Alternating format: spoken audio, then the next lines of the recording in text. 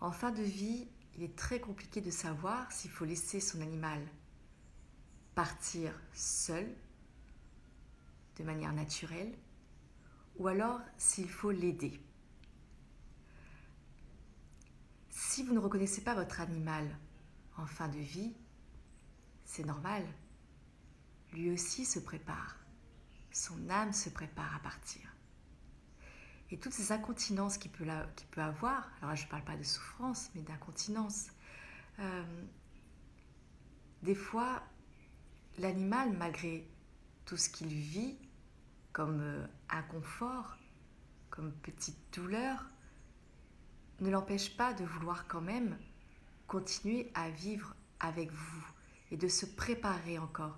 Des fois, c'est quand on prend la décision de l'euthanasie, l'animal, quand je fais des échanges avec les animaux, certaines me disent qu'elles auraient besoin encore de 1 jour, 2 jours, pas plus. Elles confirment qu'elle avait besoin d'aide et que il y en a une d'ailleurs qui disait que un chien qui disait que si sa gardienne n'avait pas fait l'euthanasie, elle aurait encore lutté parce que pour le chien c'était la gardienne, la maîtresse qui devait prendre ses décisions. Le chien s'était remis carrément à la décision de toute façon du gardien parce qu'elle avait totalement confiance. Mais certains, c'est pour ça que c'est compliqué, certains animaux ont besoin de temps. Et même si le gardien peut être complètement perdu, pris dans l'émotion et influencé par ce que le vétérinaire lui dit, même si les vétérinaires, franchement, vous faites un travail incroyable si les vétérinaires, vous tombez sur cette vidéo, des fois, c'est très... la limite est très fine entre le moment où l'animal voudrait encore un petit peu de temps, parce que lui aussi il veut dire au revoir.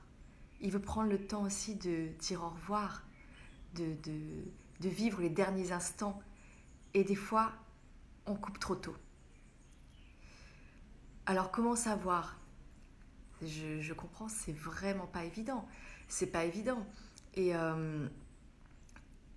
je sais que les communications animales, qui sont faites en tout cas moi avant l'euthanasie, permettent de comprendre dans quel état d'esprit est l'animal, comment il se sent, quel est son recul par rapport à ce qu'il vit, voilà, vraiment, lui, comment il le vit, comment il perçoit son état.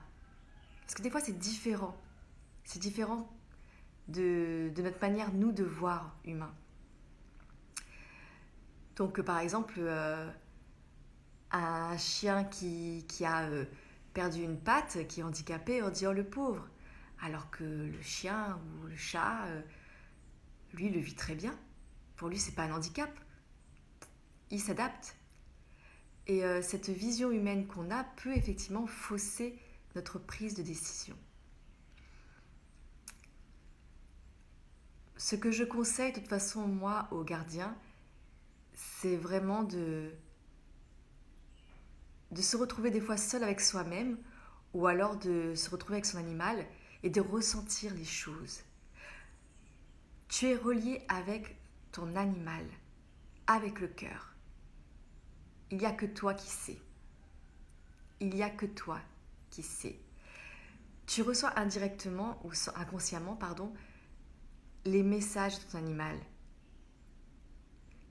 Mais l'émotion est trop forte, trop grande. Et c'est ça des fois qui peut perturber. Alors il faut vraiment se recentrer et écouter son cœur pour entendre l'animal.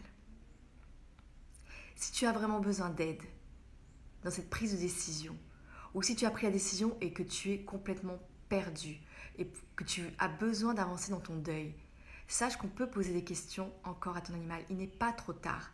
L'âme de l'animal peut encore répondre aux questions.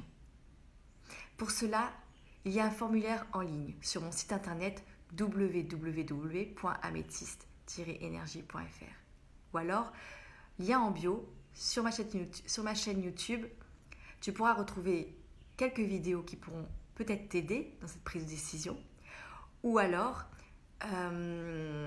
cliquer directement sur le lien, le premier lien dans la description de ma chaîne, où tu trouveras le formulaire en ligne avec toutes les informations. En attendant, je t'envoie tout mon soutien et des vibrations d'aide, de courage et d'amour pour toi et ton animal. Prends soin de toi.